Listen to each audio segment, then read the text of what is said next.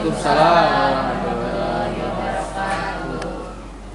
Bapak Ibu, hari ini kita bisa bertemu untuk memenuhi undangan Taiwan ya, sebagai calon guru kontrak angkatan 9 yang salah satu tugasnya adalah diseminasi budaya positif.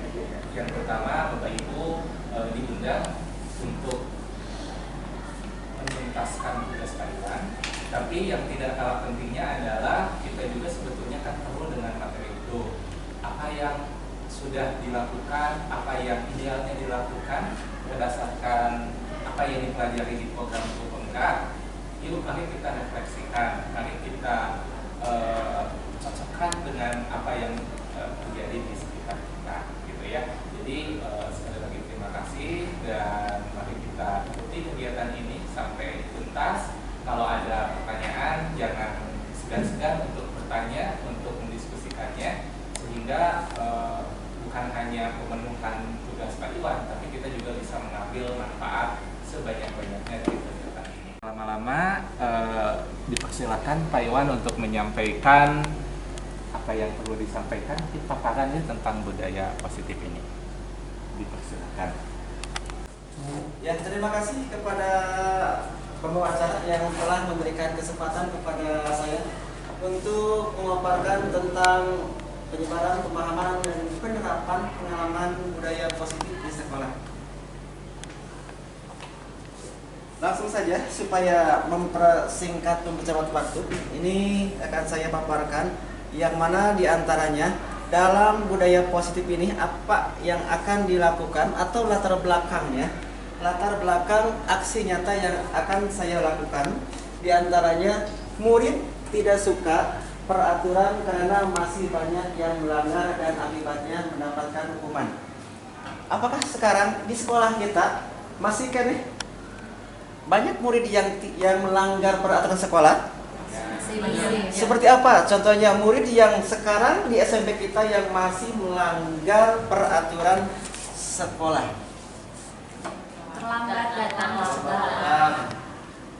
Ya, diantaranya terlambat datang. Apalagi yang dilanggar di sekolah? Rapihan. Iya, banyaknya anak-anak yang kurang rapi. Apalagi? Iya, masih menggunakan aksesoris yang tidak diperkenankan oleh sekolah.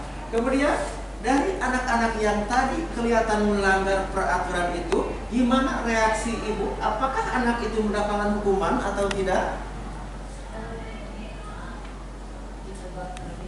Iya, pertama ditegur lebih dahulu. Kemudian apalagi sudah ditegur? Apakah bapak ibu guru pernah secara langsung menghukumnya, baik secara fisik maupun verbal dan lain-lainnya? Tidak pernah. Bagus ya. Kalau tidak pernah, berarti bapak ibu guru sudah melaksanakan yang namanya disiplin positif. Nanti akan lebih lanjut mengenai disiplin positif akan kita bahas bareng-bareng di materi. Yang dilanjutkan itu latar belakang aksi nyata. Yang kedua, tujuan dari aksi nyata yang saya buat ini diantaranya ingin menciptakan murid yang merdeka dan memiliki kedisiplinan diri yang kuat. Yang pertama ada kata murid yang merdeka. Kata merdeka ini mungkin ada yang tahu apa yang dimaksud dengan merdeka di dalam pembelajaran. Merdeka dalam pembelajaran. Coba barangkali ada yang sudah mengetahui arti dari merdeka dalam pembelajaran atau baik. Maka Pak Tantan untuk bisa memberikan jawaban atau pengertian atau contoh dari murid yang merdeka ini. Setahu saya gitu ya, sepanjang yang saya baca, jadi murid itu dilibatkan gitu ya. Kalau dalam pembelajaran murid juga diberi kesempatan, istilahnya ada suara gitu ya. Jadi punya ide, disampaikan ingin belajarnya kira-kira seperti apa. Ya walaupun bukan sepenuhnya diberikan kebebasan gitu ya, tapi ada gagasan yang ditampung yang namanya suara atau voice ya. Kemudian ada pilihan. Siswa juga ya dalam batas tertentu bisa memilih. yang kedua terkait dengan apa tadi? Pilihan ya. Jadi dalam batas tertentu siswa bisa memilih, itu yang dikenal dengan istilah choice. Dan juga siswa merasakan memiliki gitu ya terhadap kegiatan belajarnya, atau kita menyebutnya ownership. Jadi tiga hal itu Pak Iwan, jadi ya choice, voice, dan ownership. Ya, terima kasih kepada Pak Tautan yang sudah begitu jelas membeberkan apa yang dimaksud dengan merdeka dalam pembelajaran bagi siswa-siswi. Ada pendapat yang lain barangkali? Cukup? Ya. Bagus, kalau nggak ada terima kasih.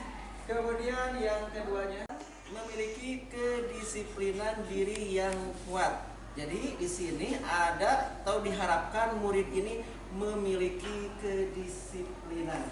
Yang mana kedisiplinannya? Kedisiplinan yang datang dari dirinya. Kalau seandainya disiplin yang eksternal yang didorong dari luar, maka dimungkinkan murid itu tidak akan memiliki kedisiplinan tumbuh dari dirinya. Coba barangkali disiplin yang tumbuh dari diri seperti apa? Disiplin yang internal, yang tumbuh dari diri pribadi anak-anaknya, yang nantinya bisa menciptakan kedisiplinan yang kuat bagi mereka tersebut. Seperti apa? Disiplin yang kuat dari dirinya. Om banget, barangkali ada pendapatnya atau contohnya boleh? Ya, disiplin yang tumbuh dari dirinya itu, jadi disiplin yang punya kesadaran sendiri. Jadi tidak usah disuruh-suruh ataupun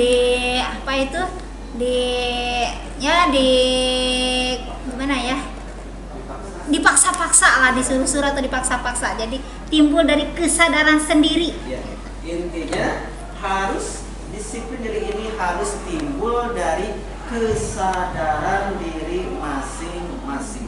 Kemudian tujuan aksi nyata yang kedua, ingin menumbuhkan budaya positif di sekolah. Ini ada kata budaya positif. Barangkali sepengetahuan ibu bapak yang termasuk dengan atau yang dimaksud dengan budaya positif itu apa? Budaya positif.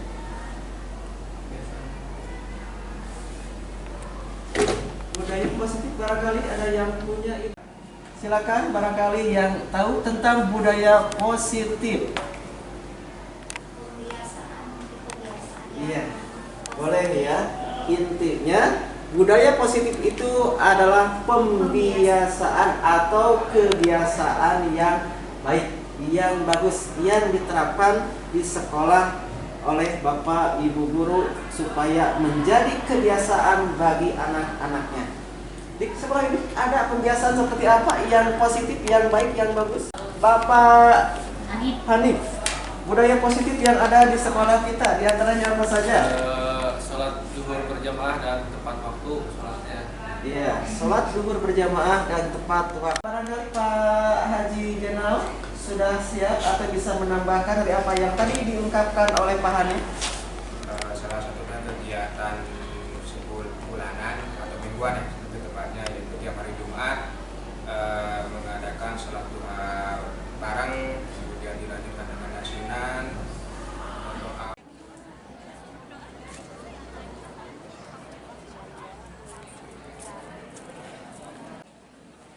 Bismillahirrahmanirrahim. Baik, seluruh siswa SMP 2 Ciamis, alhamdulillah pada pagi hari ini kita bersyukur kepada Allah Subhanahu wa taala yang mana sampai detik ini kita masih Al-Qur'annya juga di bawah gitu. Nah, kemudian insya Allah di minggu depan ya, mudah-mudahan kita semua diberikan umur yang panjang oleh Allah Subhanahu wa taala, amin ya rabbal alamin, akan melaksanakan ibadah puasa. Nah, untuk kegiatan-kegiatan puasa dan kegiatan-kegiatan di bulan Ramadan yang lain, untuk detailnya nanti insya Allah akan disampaikan ya, untuk kegiatan apa saja dan lain sebagainya ya. Baik, untuk membersihkan waktu, sekarang seperti biasa dimulai dengan sholat duha, kemudian nanti ada pengisi ceramah dari siswa. Assalamualaikum warahmatullahi wabarakatuh.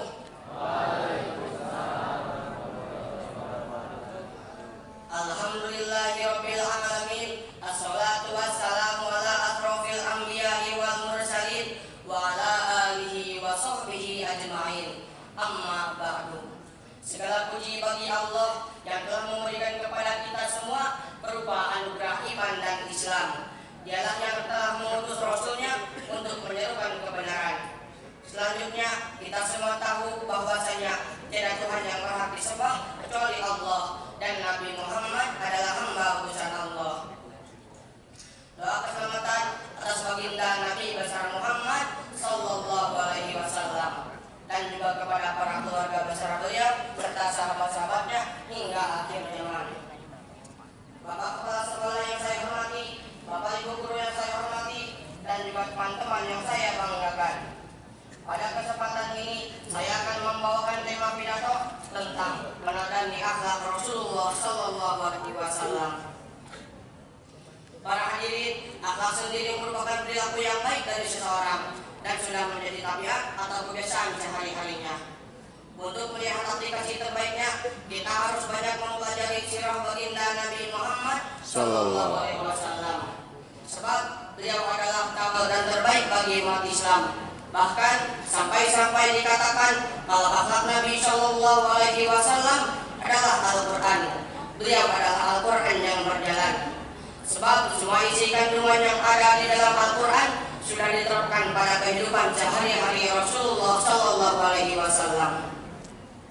Allah Subhanahu wa taala berfirman, Bismillahirrahmanirrahim. Wa innaka la'ala khuluqin 'adzim. Yang artinya, dan sesungguhnya engkau benar-benar berbudi pekerti yang agung.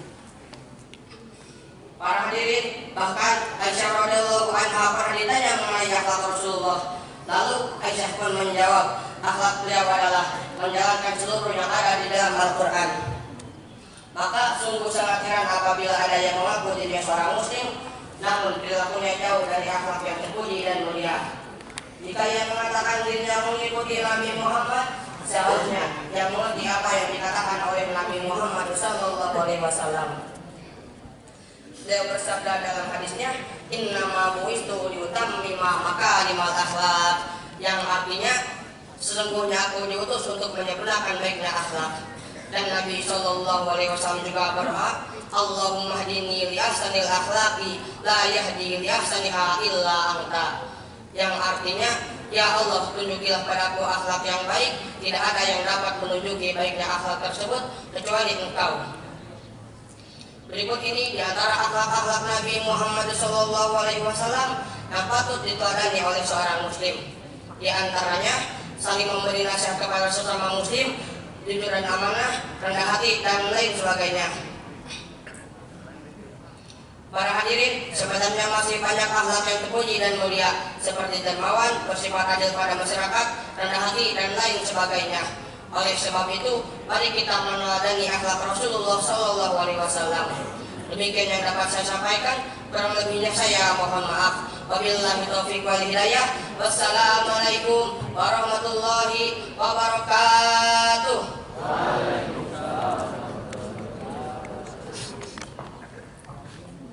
Telah mengisi secara singkat ya materi acaranya. Mudah-mudahan apa yang dia sampaikan bermanfaat khususnya untuk diri dia sendiri dan umumnya untuk kita semua. Amin ya robbal alamin. Baik, silakan untuk selanjutnya baca Quran, dan untuk itu silakan buka dulu surah Yasinnya. Seperti biasa, mari kita baca surah Fatihah dulu. Kita niatkan untuk yang pertama, untuk orang tua kita, untuk saudara-saudara kita, untuk guru-guru kita, teman-teman kita yang telah dipanggil oleh Allah Subhanahu wa taala. Kita, untuk teman-teman kita, untuk guru-guru kita yang saat ini sedang sakit, kita doakan mudah-mudahan Allah Subhanahu wa taala menyembuhkan penyakit mereka. Kita inginkan untuk kemajuan kita sendiri dan untuk kemajuan sekolah, mudah-mudahan semuanya diuruskan oleh Allah Subhanahu wa taala. Amin. Alhamdulillah wa la kulli niyatin shalihah. Ila Mustafa Muhammad sallallahu alaihi wasallam. Alhamdulillahirabbil alamin, arrahmanir rahim, maliki yaumiddin, iyyaka na'budu wa iyyaka nasta'in, ihdinas siratal mustaqim, siratal ladzina an'amta 'alaihim ghairil maghdubi 'alaihim waladdallin. Amin. A'udzu billahi minasy syaithanir rajim. Bismillahirrahmanirrahim. Yasin wal Qur'anil hakim, innaka laminal mursalin ala shiratim mustaqim, tanzilal azizir rahim, litunzira qauman ma unzira aba'uhum fahum ghafilun, laqad haqqal qawlu ala aktharihim fahum la yu'minun, inna ja'alna fi a'naqihim aghlalan fahiya ilal adqani fahum muqmahun, wa ja'alna min baini aydihim saddan wa min khalfihim saddan fa aghshaynahum wa hum la yubsirun, wa sawa'un 'alaihim a anzartahum am lam tunzirhum la yu'minun, innama tunziru man ittaba'al dzikra khasyiyar rahmana bil ghaib, fabashshirhu bimaghfiratin wa ajrin karim. Inna nahnu nuhyil mauta wa naktubu ma qaddamu wa atharahum wa kulla shay'in ahsaynahu fi imamin mubin. Wa darib lahum mathalan ashabal qaryah idh ja'ahal mursalun idh arsalna ilaihim itsnaini fakadzabuhuma fa'azzazna bisalisin faqalu inna ilaikum mursalun. Qalu ma antum illa basharun mithluna wa ma anzalar rahmanu min syai'in in antum illa takdzibun. Qalu rabbuna ya'lamu inna ilaikum lamursalun wa ma 'alaina illal balagul mubin.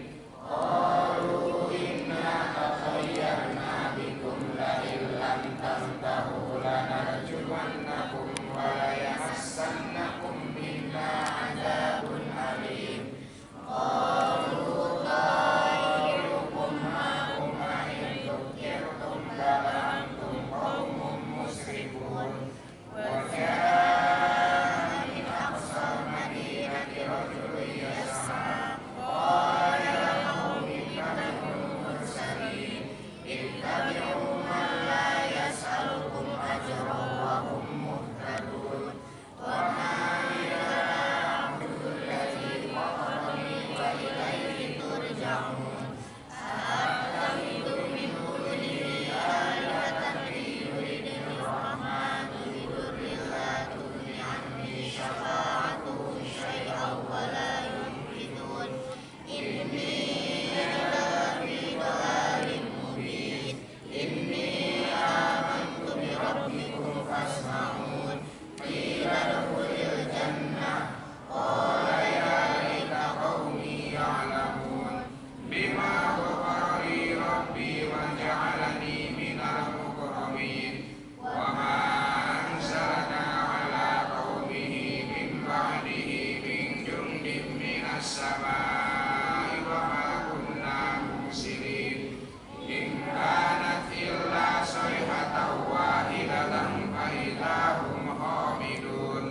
Ya hasratan 'alal ibad ma sabarihi wa ma 'amilat aydihim afala yashkurun. Subhanalladzi khalaqal azwaja kullaha mimma tunbitul ardu wa min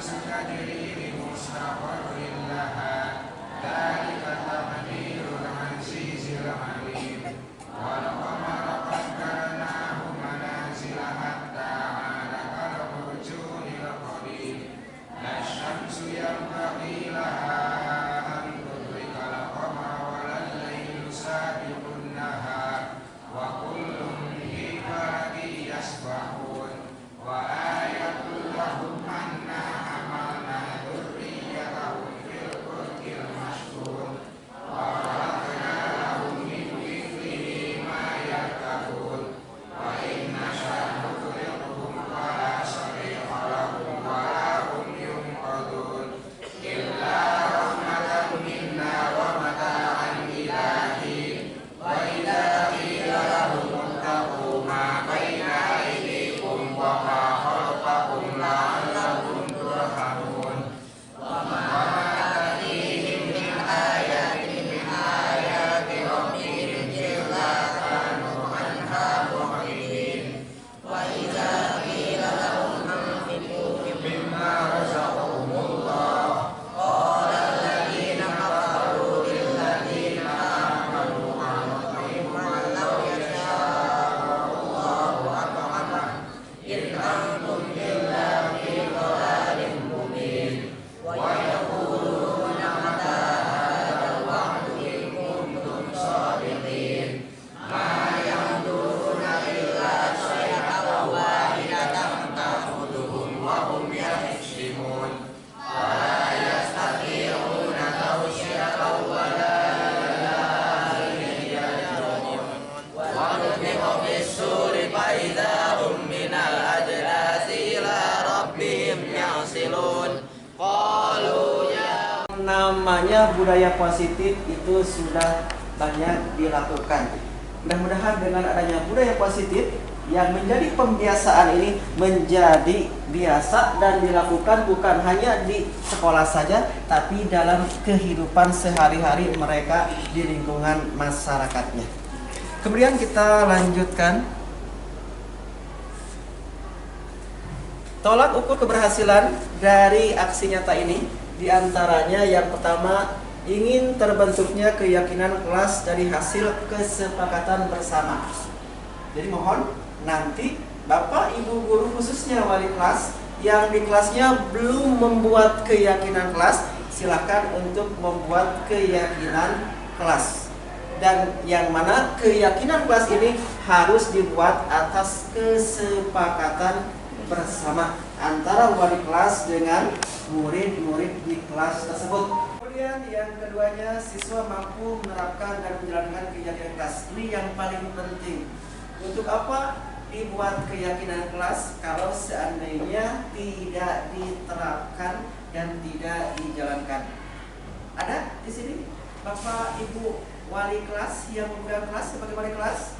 Ya. Ibu Elis, wali kelas berapa? 7H. 7H. Apakah di 7H sudah membuat keyakinan kelas? Sudah. Sudah. Di antaranya apa yang tercantum di keyakinan kelas 7H? Ada kesepakatan masuk kelas tepat waktu, dilarang berbicara kasar ketika sedang di kelas, itu di antaranya. Iya. Makasih ya. Alhamdulillah di sekolah kita sudah banyak yang membuat keyakinan kelas di masing-masing kelasnya. Bagi yang belum, maka silakan nanti buat keyakinan kelas dan dibuat, ingat harus atas dasar kesepakatan bersama. Kalau dibuatnya oleh guru namanya bukan keyakinan kelas, tetapi namanya peraturan ya. Kalau hanya dibuat oleh guru saja peraturan, maka yang namanya kesepakatan kelas ingat harus dibuat adanya kesepakatan antara wali kelasnya dengan murid-muridnya. Dilanjutkan. Sebelum dilanjutkan, mungkinnya naruh seketik boleh.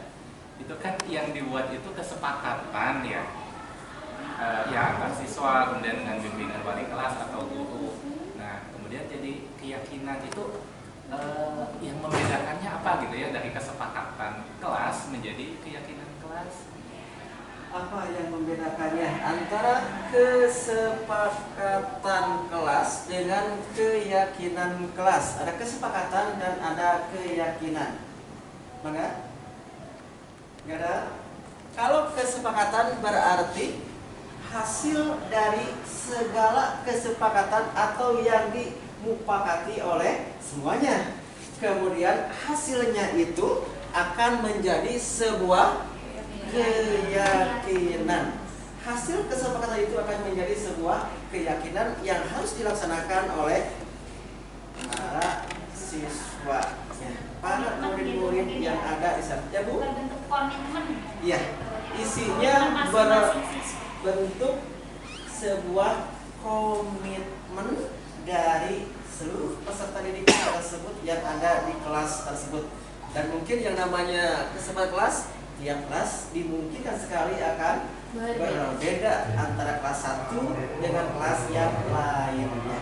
Ya, terima kasih kepada Pak Tantan sudah ada pertanyaan. Kita lanjutkan kepada aksi nyata selanjutnya, yang mana dalam aksi nyata ini konsep inti budaya positif yang akan dibahas di sini. Di antaranya ada disiplin positif dan nilai-nilai kebijakan, kemudian ada teori motivasi, hukum, dan penghargaan serta restitusi. Kemudian nanti ada keyakinan kelas, kemudian ada kebutuhan dasar manusia, ada 5 posisi kontrol, dan segitiga restitusi. Ini semuanya ada pada modul 1. Jadi ini adalah aksi nyata adalah akhir dari modul 1 yang ditugaskan kepada saya untuk membuat aksi nyata dari ini. Selanjutnya, ini ada sebuah teori kontrol dari William Glasser. Ini yang menganggap bahwa ilusi guru mengontrol murid. Pada dasarnya kita tidak dapat memaksa murid untuk berbuat sesuatu jika murid tersebut memilih untuk tidak melakukannya. Jadi pengertiannya di sini, guru itu tidak bisa sepenuhnya mengontrol murid. Karena apa? Karena tadi ada yang namanya kemerdekaan. Maka di sini apabila seandainya murid tidak mau melakukannya, maka kita sebagai guru tidak boleh memaksakan kehendaknya.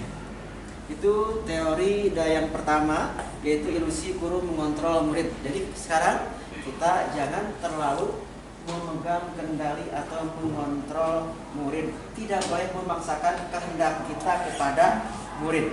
Ya, betul Ibu BK? Betul sekali ya. Gimana pendapat Ibu tentang ilusi guru mengontrol murid, itu baik atau tidak baik? Sangat baik. Ya, itu juga. Jadi murid walaupun itu tetap harus dikontrol, walaupun merdeka, ya itu istilahnya bebas, perilaku yang bebas, tapi tetap harus dikontrol oleh guru.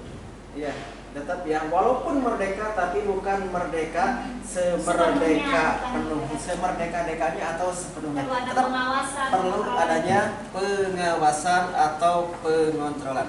Kemudian di sini juga yang kedua sebutkan ilusi bahwa semua penguatan positif efektif dan bermanfaat. Penguatan positif atau bujukan adalah bentuk-bentuk kontrol. Jadi sini ada yang namanya bujukan. Kemudian ada bujukan atau penguatan positif yang lainnya, itu termasuk kepada bentuk kontrol. Seperti apa bujukan yang pernah dilakukan oleh Bapak Ibu guru sebagai bentuk kontrol kepada anak-anak yang dibimbing oleh kita? Bujukan. Kita membujuk murid supaya bisa mengontrol, atau kata lainnya disiplin, mendisiplinkannya. Itu secara persuasif gitu. Secara ya. Jadi dibujuknya secara persuasif. Dibujuknya secara persuasif. Seperti apa Ibu barangkali? Ya dihayat gitu, panggil bahasa Sunda mah gitu. Ya, dihayat dengan kata-kata yang lembut ya, gitu. dengan menganggap dia itu sebagai sebagai teman kita boleh ya, sebagai partner dan lain-lainnya ya. Itu kemudian yang selanjutnya, teori kontrol yang ketiga, ilusi bahwa kritik dan membuat orang merasa bersalah dapat menguatkan karakter. Ini ada ilusi bahwa kritik bisa menguatkan karakter. Apakah betul kritik itu bisa menguatkan karakter anak atau peserta didik kita? Kritik dapat membuat atau menguatkan sebuah karakter. Karakternya akan menjadi kuat apabila ada sebuah kritikan. Apakah betul? Betul. Gimana Bu Desti, Bu Dea? Pernah mengkritik seorang anak? Seperti apa? Ketika apa? Ketika anak itu dikritik. mengeluarkan bajunya sama saya kritik kaset. Cobi pamit kali kalau betul melalui kaset. Oh iya, bagus ya. Mengkritik. Ketika anak diantaranya tidak disiplin dengan bajunya, dikeluarkan dengan kata-kata yang lemah. Ya, kita lanjutkan yang selanjutnya, teori kontrol yang 1, 2, 3, 4. Yang keempatnya, ilusi bahwa orang dewasa memiliki hak untuk memaksa. Ini adalah sebuah ilusi yang mungkin salah ya, tidak tepat, karena tidak semua orang, apalagi yang dewasa dan lain, untuk memaksa orang lain atau untuk mengontrol orang lain. Karena tadi sudah dikatakan, sudah kita bahas bahwa baik murid maupun siswa dan yang lainnya memiliki kemerdekaan. Di sini disebutkan banyak orang dewasa yang percaya bahwa mereka memiliki tanggung jawab untuk membuat murid-murid berbuat hal-hal tertentu. Walaupun di sini disebutkan memang betul yang namanya orang dewasa atau dalam hal ini guru itu memiliki tanggung jawab untuk membuat murid-muridnya berbuat hal-hal tertentu, tetapi tetap kita sebagai guru dan sebagai orang dewasa tidak boleh memaksakan kehendak atau mengontrol murid secara penuh atau terlalu. Tetap kita harus memikirkan kebebasan atau kemerdekaan murid-murid kita semuanya. Lanjutkan. Atau sebelumnya barangkali ada yang ditanyakan tentang ilusi bahwa orang dewasa memiliki hak untuk memaksa, atau sebelumnya boleh. Mungkin ini pernah dilakukan oleh Bapak Ibu guru semuanya. Apakah kita pernah memaksakan sesuatu kepada murid kita, kepada anak didik kita? Boleh dalam hal apapun, tetapi yang berhubungan dengan di sekolah ketika kita mengajar. Apa kita pernah mengontrol, memaksakan kehendak kita kepada murid kita? Ada yang pernah? Tidak ada? Kalau memaksa kayaknya tidak. Tapi apa Bu? Memberikan kan orang dewasa di sini. Ya. Jadi lebih ke mungkin begini, ibu sudah berpengalaman seperti ini. Dalam hal seperti itu sih Pak, bukan memaksa. Kalau memaksa kan harus. Iya. Lebih memberikan contoh lah, contoh yang lebih positif seperti itu. Sehingga anak mungkin tadi ada kesadaran yang seperti itu. Iya, Mereka berpikir sendiri seperti itu. Ya, mungkin kita semuanya kalau secara langsung tidak memaksa, tetapi memberikan sebuah contoh-contoh supaya mereka berpikir di mana hal-hal yang baik yang sesuai dengan dicontohkan oleh kita sebagai guru. Selanjutnya, ini ada teori atau paradigma stimulus respon ke pendekatan teori kontrol. Dalam stimulusnya ini dikatakan bahwa realitas atau kebutuhan kita itu sama. Apa betul sama? Ternyata ya, realitasnya kebutuhan setiap manusia itu berbeda. Kelihatan misalkan di siswa apakah semuanya membutuhkan sesuatu yang sama? Tidak ya, tidak, pasti akan ada yang berbeda yang dibutuhkan oleh setiap siswa. Kemudian semua orang melihat hal yang sama. Apakah betul semua orang itu bisa melihat hal yang semuanya sama? Pasti tidak ya, karena setiap orang memiliki gambaran yang berbeda. Seperti apa? Barangkali contoh yang pertama, kita itu melihat hal yang sama, tapi kenyataannya itu berbeda. Contohnya itu dari segi karakter, mungkin dilihatnya sama satu orang, tapi ketika dilihat bisa dilihat dari berbagai sudut pandang orang tertentu. Misalkan dalam hal karakter, dalam orangnya hal sama satu kan, sifatnya sama, berbagai sudut pandang itu mungkin saja akan berbeda. Ya, satu orang yang memiliki karakter. Ketika dilihat dari berbagai sudut pandang, pasti dia itu akan memiliki gambaran yang berbeda. Tergantung. Ya, Tergantung orang tersebut. tergantung kepada yang memandangnya. Ibu dilihat oleh saya ya, kelihatannya karakternya baik atau cantik. Karena apa? Karena mungkin ada sesuatu yang dirasakannya. Saat kita lakukan, kita harus berusaha memahami pandangan orang lain terhadap dunia. Kemudian selanjutnya, perilaku buruk dilihat sebagai suatu kesalahan. Apa semua perilaku buruk itu sebuah kesalahan? Tidak juga ya. Mengapa? Kemungkinan besar setiap perilaku buruk itu tetap akan memiliki sebuah tujuan. Oleh kita dipandang si A itu memiliki kelakuan yang jelek, yang buruk atau yang salah. Tetapi dipastikan apa yang dilakukan oleh dianya itu memiliki sebuah tujuan. Ibu Perni, barangkali ada pendapat atau kasih contoh yang pernah dilakukan oleh murid kita, oleh siswa kita yang kelihatan salah, kemudian setelah kita ditanyai kebenarannya, dia memiliki tujuan yang bagus, yang mulia, tapi kelihatannya jelek. Bolos, telat datang. Setelah diselidiki ternyata ada tujuan yang baiknya. Mungkin apa ketika dia bolos itu kenapa? Membantu orang tuanya. Iya, di antaranya anak tersebut ketika telat datang atau bolos sekolah ternyata tujuannya baik ya, yaitu untuk diantaranya membantu orang tuanya karena mungkin untuk memenuhi kebutuhan ekonominya. Selanjutnya, orang lain bisa ngontrol saya. Apakah betul orang lain bisa mengontrol saya atau mengontrol kita? Tidak ya. Ya, yang bisa mengontrol kita adalah diri kita sendiri. Jadi yang namanya mengontrol, kita jangan dulu mengontrol orang lain, tapi diri kita harus kontrol dulu, bisa atau tidaknya. Kemudian pemaksaan ada pada saat bujukan gagal. Kemudian ya, pemaksaan dilakukan pada saat kita melakukan rayuan atau membujuk sesuatu gagal kepada anak kita.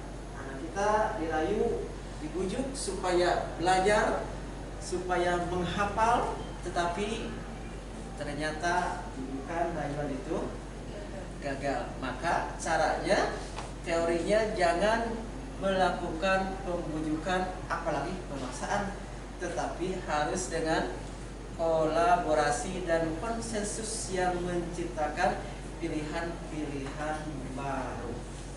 Jadi anak nanti silahkan berkolaborasi dengan yang lainnya, baik dengan siswanya maupun dengan guru-guru yang lainnya, dan boleh menciptakan pilihan-pilihan baru yang dianggap bisa menyenangkan bagi anak-anak tersebut. Selanjutnya ada model berpikir menang atau kalah. Apa betul kita berpikir menang atau kalah? Tidak ya. Yang harus ada dalam pikiran kita harus optimis. Di sini harus gitu ya. Kita harus bilang, kita harus ngomongnya bisa. Kalau dalam sebuah pertandingan kita harus menang. Jangan ada pikiran kalah. Jangan pesimis. Harus ada menang. Kita harus optimis dalam berbagai macam halnya. Selanjutnya kita menginjak yang pertama, yaitu disiplin positif. Di sini ada dari Diana menyatakan bahwa arti dari kata disiplin berasal dari bahasa Latin disiplina, yang artinya belajar. Disiplin harus terbangun dari motivasi intrinsik, bukan ekstrinsik. Jadi disiplin di sini artinya belajar. Yang namanya disiplin harus belajar. Tidak bisa yang namanya disiplin datang begitu saja atau datang secara tiba-tiba, tidak akan bisa. Tetapi harus belajar dengan sedikit-sedikit, akhirnya kita bisa menjadi disiplin. Pernah ibu mendisiplinkan anak yang mempunyai yang bertahap, awalnya seperti ini akhirnya menjadi disiplin?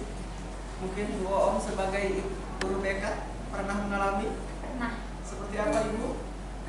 Ya, contohnya yang tidak sekolah, ya, yang sering bolos, secara yang mendisiplinkan secara yang pertamanya memvisit dulu, sesudah memvisit, terus kalau sesudah anak itu ke sekolah, sudah sadar ke sekolah, ya gitu. Terus pemantauannya secara bertahap, ya seminggu, pemantauan seminggu. Kalau sudah mulai disiplin, pemantauannya akan dikendalikan 2 minggu atau 3 minggu gitu. Yeah. Tapi sambil pemantauan sambil terus di konseling lah. Yeah, bagus ya. Ya. Itu namanya belajar disiplin, Pendekatan. Jadi tidak bisa secara langsung ya, harus bertahap. Kemudian disiplin merupakan suatu penerapan disiplin yang juga untuk menumbuhkan kesadaran. Jadi sini ada bahwa yang nama disiplin ini adalah bertujuan untuk menumbuhkan kesadaran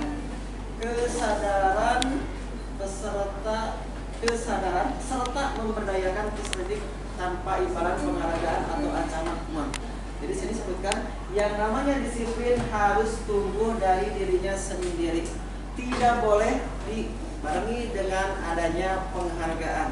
Tidak boleh apalagi ancaman atau hukuman. Kamu harus harus tepat waktu. Kalau tidak tepat waktu akan ada ancaman atau hukuman. Maka disiplinnya itu bukan disiplin yang datang dari dirinya, tapi disiplin yang datang dari eksternal, dari orang lain atau dari guru yang mengancam. Ini barangkali ada pendapat Bapak Ibu guru tentang disiplin positif ini yang datang dari secara intrinsik dari dirinya. Disiplin merupakan suatu penerapan disiplin yang bertujuan menumbuhkan kesadaran serta memberdayakan peserta tanpa imbalan penghargaan atau ancaman atau hukuman. Dengan menumbuhkan kesadarannya atau dengan cara ancaman atau hukuman? Dengan menumbuhkan kesadarannya sendiri, datang dari jiwanya sendiri. Dengan menumbuhkan, bagus ya, dengan cara menumbuhkan kesadaran atau dari jiwanya sendiri. Kemudian pernah ibu melakukannya kepada anak kita di sini? Sering ya. Ibu Elis? Pernah mendisiplinkan anak dengan cara menumbuhkan kesadarannya tanpa adanya ancaman dan hukuman? Iya, Ya, sering Pak. sering. Seperti apa contohnya? Contohnya dari segi pembiasaan. Dari segi Pembiasaan pembacaan ayat Al-Quran atau sholat, minimalnya mereka ya ada kesadaran, karena itu sebuah kewajiban, harus muncul kesadaran. Ya. Ya. Itu kan tidak ada imbalan langsung dari manusia seperti gurunya atau ancaman kamu tidak melaksanakan sholat saya akan mengizinkan, tidak. Ya. Timbul karena dari diri diantaranya merasa itu sebuah kewajiban atau sebuah kebutuhan. Apabila hal tersebut anak-anak sudah dalam dirinya munculnya merupakan sebuah kewajiban atau kebutuhan, maka akan tumbuh yang namanya disiplin. Tidak usah disuruh, nggak usah dipaksa, nggak usah pakai ancaman dan lain-lainnya. Kemudian nilai-nilai kebajikan. Nilai kebajikan diantaranya nilai kebajikan universal, terdiri dari lepas dari suku, bangsa, agama, bahasa maupun latar belakang. Jadi di sini ketika kita menilai, menerapkan sebuah kebajikan, tidak boleh memandang suku bangsa, tidak boleh memandang agama, tidak boleh memandang bahasa maupun latar belakangnya. Semuanya sama, semuanya disamakan, tidak boleh melihat latar belakang. Mungkin di sekolah kita ada perbedaan apa? Latar belakang yang berbeda di sekolah kita? Agama. Di antaranya ada perbedaan agama. Suku bangsa mungkin ada yang beda ya di kita? Ada suku Jawa, ada? Banten ada? Batak ya. Soal kita lintas budaya jadinya. jadi lintas budaya ya. Kita ada suku Batak, ada suku Sunda, ada suku Jawa dan lain-lain. Kemudian dalam agamanya pun kita alhamdulillah ada perbedaan ya. Kemudian dalam bahasa pun pasti akan berbeda. Ketika ada orang Batak, suku Batak pasti akan memiliki bahasa yang berbeda juga dan latar belakang. Apalagi yang namanya latar belakang pasti akan banyak perbedaan. Tapi semuanya harus kita nilai, tidak boleh tidak boleh membeda-bedakan, mendiskriminasikan perbedaan tersebut. Semuanya sama sebagai warga sekolah, sebagai peserta didik. Kemudian contoh nilai kebajikan, kita ambil contohnya dari segi profil pelajar Pancasila. Di antaranya dalam profil pelajar Pancasila ada beriman bertakwa pada Tuhan Yang Maha Esa dan berakhlak mulia. Sekarang, apakah nilai-nilai kebajikan beriman bertakwa pada Tuhan Yang Maha Esa dan berakhlak mulia sudah diterapkan di sekolah kita? Sudah ya. Di sekolah kita sudah diterapkan.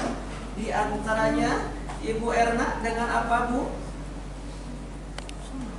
Penerapan bukti beriman dan bertakwa pada Tuhan Yang Maha Esa dan berakhlak mulia di sekolah kita.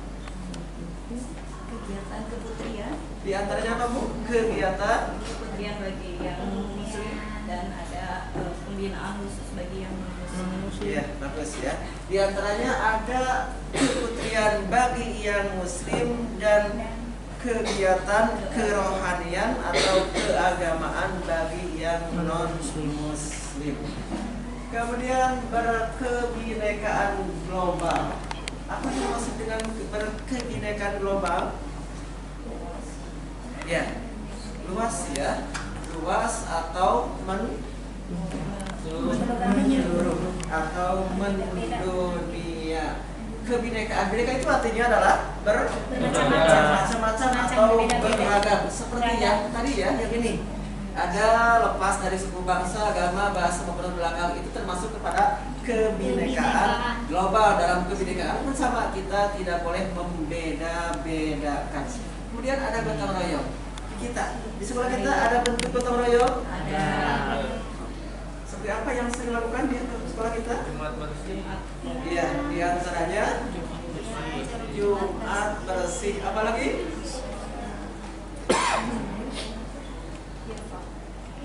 Jumat bersih. Kemudian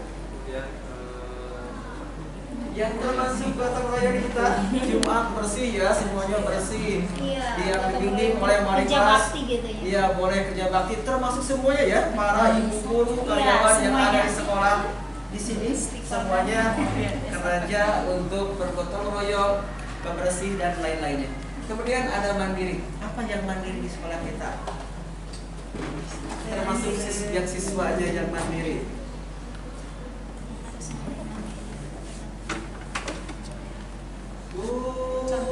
Contohnya yang mandiri, bentuk pembelajaran atau siswa yang mandiri di sekolah kita seperti apa? Banyak, di antaranya yang mandiri di sekolah kita yang dilakukan di kita ya, di kita yang mandirinya. Apa yang mandiri yang dilakukan oleh kita? Bu, ayo. Ya, maka Pak Jenal, maka. Ya, kita boleh sholat duha ya, atau kegiatan yang ada di sekolah. Ketika ada mandiri, maka dia itu harus melakukannya dengan mandiri. Tidak usah disuruh dan lain-lain. Tidak tergantung pada orang lain. lain. Ya, gitu. tidak tergantung kepada orang lain. Di antaranya pasti siswa kita ketika mengerjakan tugas dia bekerja sendiri. Budaya membaca gitu ada kan, tiap kelas itu kan ada pojok baca. Budaya membaca kan itu merupakan suatu belajar mandiri gitu. Oh iya, iya. Udah. Ya, kita lanjutkan. Kebutuhan dasar manusia ini menurut Dr. William Glasser ada yang pertama bertahan hidup, kasih sayang dan diterima, kebebasan, penguasaan dan kesenangan. Ini yang paling utama menurut Glasser. Bertahan hidup diantaranya kita sebagai makhluk hidup maka memerlukan asupan, makan, minum dan lain-lainnya. Kemudian kasih sayang. Pasti yang namanya manusia makhluk sosial memerlukan rasa kasih sayang, ingin disayangi dan lain-lainnya. Kebebasan, bebas dalam berbagai macam halnya, termasuk dalam bersekolah atau belajar. Kita memiliki dan harus ada kebebasan bagi anak. Kemudian penguasaan, merasa menguasai dan lain-lain. Ada keinginan kan kita menguasai sesuatu, baik dalam pendidikan, ilmu dan lain, ilmu pengetahuan dan lain-lainnya. Kemudian ada kesenangan. Ini pun yang diinginkan oleh semuanya. Kita menginginkan sebuah kesenangan. Selanjutnya motivasi perilaku manusia. Motivasinya diantaranya yang pertama, apa yang dilakukan oleh kita itu diantaranya untuk menghindari ketidaknyamanan atau hukuman. Misalkan anak-anak, mengapa anak-anak mengerjakan PR, mengerjakan tugas, diantaranya boleh atau mungkin dia itu untuk menghindari ketidaknyamanan atau hukuman. Kalau dia tidak mengerjakan, mungkin dia merasa tidak nyaman dan akan mendapatkan hukuman sehingga dia mengerjakan tugasnya. Itu tidak baik ya, seharusnya datang dari diri sendiri. Kemudian yang keduanya untuk mendapatkan imbalan atau penghargaan dari orang lain. Perilaku yang kedua, orang tersebut melakukan kegiatannya untuk mendapatkan imbalan atau penghargaan. Kemudian yang ketiga, untuk menjadi orang yang mereka inginkan dan menghargai diri sendiri dengan nilai-nilai yang mereka percaya. Ini yang harus timbul, tindakan yang kita lakukan yaitu harus timbul dari apa yang dia yakininya. Kemudian yang selanjutnya konsep disiplin dengan identitas gagal. Ini ada hukuman. Ternyata hukuman itu bisa menyakitkan pada siapa yang dihukumnya. Kalau siswa maka siswa akan sakit, tidak nyaman. Murid akan menjadi takut, kemudian memaksa. Murid menyembunyikan masalah, murid jadi rendah diri. Itu akibat dari adanya hukuman. Maka oleh sebab itu diharapkan Bapak Ibu guru di sini tidak memberikan yang namanya hukuman. Kemudian ada penghargaan. Ternyata penghargaan itu termasuk sebuah identitas yang gagal. Mengapa? Karena penghargaan itu tidak efektif. Kemudian penghargaan menimbulkan sifat iri, mematikan kreativitas, menghukum dengan sistem ranking. Kemudian lanjutkan konsep disiplin dengan identitas yang sukses. Tadi yang gagal, sekarang yang baik atau yang sukses. Maka hukuman itu diganti dengan yang namanya konsekuensi. Mengapa? Karena konsekuensi akan menguatkan jangka pendek. Perlu monitoring berkelanjutan, stimulus atau respon, dan murid menghormati peraturan dengan adanya konsekuensi. Kemudian ada restitusi.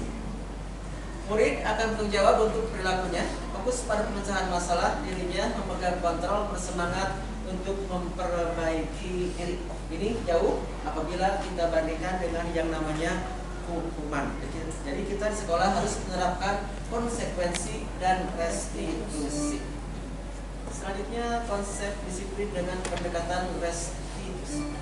Di sini arti restitusi adalah proses menciptakan kondisi bagi murid untuk memperbaiki kesalahannya. Jadi bukan untuk menghukum, tetapi kita memperbaiki kesalahan atau apa yang dilakukan oleh murid tersebut. Apabila salah, kita jangan menghukumnya, tetapi harus diperbaiki kesalahannya supaya menjadi baik. Kemudian ciri restitusi fokus pada solusi. Jadi bukan untuk menghukum, tetapi untuk mencari solusinya, pemecahan akar permasalahannya. Kemudian restitusi merupakan sebuah tawaran, bukan paksaan. Jadi menawarkan kepada anak apa yang ingin diperbaikinya supaya itu menjadi baik, bukan dipaksa harus seperti ini. Tidak, tapi ditawarkan apa yang harus baiknya. Kemudian memperbaiki hubungan. Ini akan berhubungan antara yang membuat masalah dan lain-lainnya. Kemudian bukan untuk menebus kesalahan, tapi untuk belajar dari kesalahan. Dihukum itu menebus sebuah kesalahan, tapi dalam restitusi kita atau anak harus diajarkan supaya belajar dari kesalahan itu tidak melakukan kesalahan kembali. Kemudian ada 5 posisi kontrol. Yang pertama, posisi kontrol kita sebagai guru, yaitu sebagai penghukum, pembuat rasa bersalah, sebagai teman, sebagai pemantau, dan sebagai manajer. Yang sering kita lakukan di sekolah di sini, apakah kita sebagai penghukum, pembuat rasa bersalah, teman, pemantau, atau manajer? Biasanya teman dengan pemantau. Teman dan pemantau. Jangan memposisikan kita sebagai penghukum atau pembuat rasa bersalah. Sebaiknya kita harus berada yang paling baik, yaitu sebagai posisi manajer. Kemudian penerapan ini contoh penerapan posisi 5 posisi kontrol. Misalkan dalam kasus siswa tidak mengerjakan tugas. Kalau penghukum, maka mungkin guru itu akan bilangnya patuhi aturan saya atau awas. Kalau ini sebagai posisi penghukum dengan nada yang keras dan lain-lainnya. Kemudian pembuat merasa bermasalah. Contohnya ibu sangat kecewa sekali dengan kamu. Kemudian sebagai teman, ya sudah, kali ini tidak apa-apa, nanti ibu bantu bereskan. Ini kan kata-katanya seperti antara teman dengan temannya. Kemudian pemantau, apa yang telah kamu lakukan, berarti memantau apa yang dilakukan oleh dia selama tidak sesuai tidak dengan apa yang dibuat dalam kesepakatan kelas. Kemudian manajer, apa yang kita yakini dalam keyakinan kelas, berarti ini posisinya lebih arif, lebih bijaksana. Selanjutnya ada keyakinan kelas. Arti dari keyakinan kelas, nilai-nilai keselamatan atau kesehatan itu yang namanya dinamakan sebagai keyakinan kelas, keselamatan. Dengan keyakinan kelas ini diharapkan nantinya semuanya selamat. Selamat dalam artian baik, kondusif, dan lain-lain ketika dalam pembelajaran. Pembentukan keyakinan kelas atau sekolah diantaranya keyakinan kelas bersifat lebih abstrak daripada peraturan yang lebih rinci dan konkret. Kemudian keyakinan kelas berupa pernyataan-pernyataan yang universal. Pernyataan keyakinan kelas senantiasa dibuat dalam bentuk positif. Pasti ya, yang namanya keyakinan kelas semuanya berbentuk positif. Kemudian keyakinan kelas hendaklah tidak terlalu banyak. Pasti peraturan kelas tidak akan memuat banyak yang dibuatnya. Kemudian semua orang kelas hendaknya ikut berkontribusi. Tadi setiap warga kelas, siswa maupun warga kelas harus membuat kesepakatan dalam pembuatan keyakinan atau kesepakatan kelas tersebut. Kemudian bersedia meninjau kembali. Ya, ini bersedia meninjau kembali apabila ada keyakinan kelas yang dianggap kurang tepat atau kurang baik, maka kita ditinjau dan akhirnya kita sewaktu-waktu diperbaiki. Kemudian ada segitiga restitusi. Ini untuk memecahkan atau menyelesaikan sebuah masalah yang ada di sekolah yang berhubungan dengan siswa. Adapun tahapan segitiga restitusi, yang pertama menstabilkan identitas, validasi tindakan yang salah, menanyakan keyakinan. Contoh di sini ada menstabilkan identitas. Setiap orang pasti pernah melakukan kesalahan. Itu ketika misalkan seseorang dipanggil oleh Bu Om misalkan sebagai Ibu BK ya. Kemudian Bu Om harus menstabilkan identitas, menanyakan apa kesalahan yang pernah dilakukan oleh anak tersebut. Kemudian Bu Om juga nanti akan menyebutkan atau apa namanya maksudnya yang lama mungkin ya, bahwa apa yang dilakukan oleh anak tersebut pernah juga dilakukan oleh orang lain atau kita sendiri. Kemudian ada yang namanya validasi tindakan. Kamu tentu punya alasan mengapa melakukan. Jadi tanyakan alasannya. Mengapa alasan anak itu melakukan sebuah kesalahan? Kemudian adakah cara yang lebih efektif untuk mendapatkan apa yang kamu butuhkan? Ketika dia melakukan kesalahan, mungkin ada tujuannya, tetapi kelihatan dia berbuatnya salah. Maka sebagai guru untuk memvalidasi tindakannya, kita menanyakan apakah ada cara yang lain untuk melakukan hal tersebut supaya jangan kelihatan salah. Kemudian yang ketiga, menanyakan keyakinan. Keyakinan kelas apa yang telah kita sepakati. Kita tanyakan kepada murid tersebut, apa keyakinan kelas yang telah kita sepakati. Kemudian apakah ada yang dilanggar oleh kita tersebut sehingga murid itu seolah-olah melakukan kesalahan. Kemudian tanya juga, apakah kamu ingin menjadi orang seperti apa? Apakah menjadi orang yang baik atau tidak? Kalau menjadi orang baik maka harus menjalankan apa yang telah disepakati dalam kesepakatan kelas yang telah dibuat bersama-sama.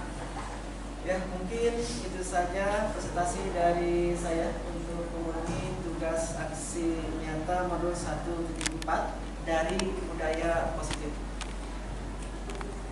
Diakhiri dengan ucapan terima kasih sebanyak-banyaknya kepada para bapak ibu guru yang telah bersedia hadir dalam acara ini, dan saya akhiri dengan ucapan wassalamualaikum warahmatullahi wabarakatuh.